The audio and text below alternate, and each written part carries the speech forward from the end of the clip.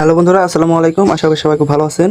তো আজকের ভিডিওতে দেখাবো আপনাদের কিভাবে আপনি আপনার মোবাইলে ডায়াল প্যাডে যাওয়ার পর আপনি *247# ডায়াল করে কিভাবে আপনি আপনার বিকাশ অ্যাকাউন্টে ব্যালেন্স চেক করবেন।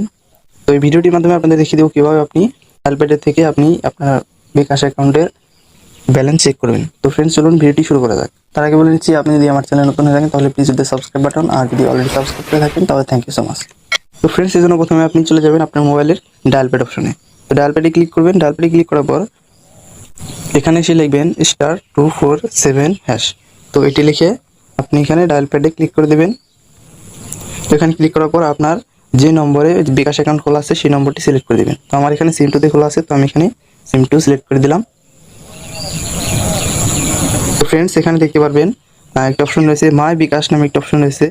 তো ফ্রেন্ডস, এখানে দেখতে পারবেন মাই বিকাশ নামে একটা অপশন আছে, এটি হচ্ছে আমার 8 নম্বরে রয়েছে। তো তার জন্য আমি এখানে দেখতে পাচ্ছেন মাই বিকাশ, মানে এটা আমার 8 নম্বর রয়েছে। তো তার জন্য আমি এখানে 8 লিখে সেন্ড করে দেবো।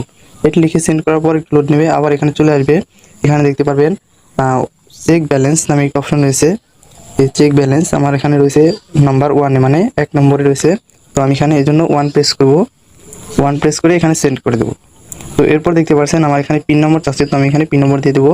সেন্ড অপশনে ক্লিক করে সেন্ড করে দেবো, তাহলে কিন্তু চলে আসবে। তো এই দেখতে পাচ্ছেন ফ্রেন্ডস, আমার কিন্তু বিকাশ অ্যাকাউন্টে কত টাকা রয়েছে। Your current bKash account balance Tk 59.04 your available bKash account balance is taka 59 টাকা। তো ফ্রেন্ডস, দেখতে পাচ্ছেন বিকাশ অ্যাকাউন্টের পুরো ডিটেলস কিন্তু চলে আসছে, আমার কত টাকা রয়েছে বিকাশে। তো এভাবে কিন্তু আপনারা আপনার বিকাশ অ্যাকাউন্টের ব্যালেন্স চেক করতে পারেন। তো ফ্রেন্ডস, এই ছিল আজকের ভিডিও। আশা করছি ভিডিওটি আপনার ভালো লেগেছে। আর যদি ভালো লেগে থাকে তাহলে ভিডিওটিতে অবশ্যই একটা লাইক দিবেন, কমেন্ট করে জানাবেন ভিডিওটি কেমন হয়েছে। তো সবাই ভালো থাকবেন। আসসালামু আলাইকুম।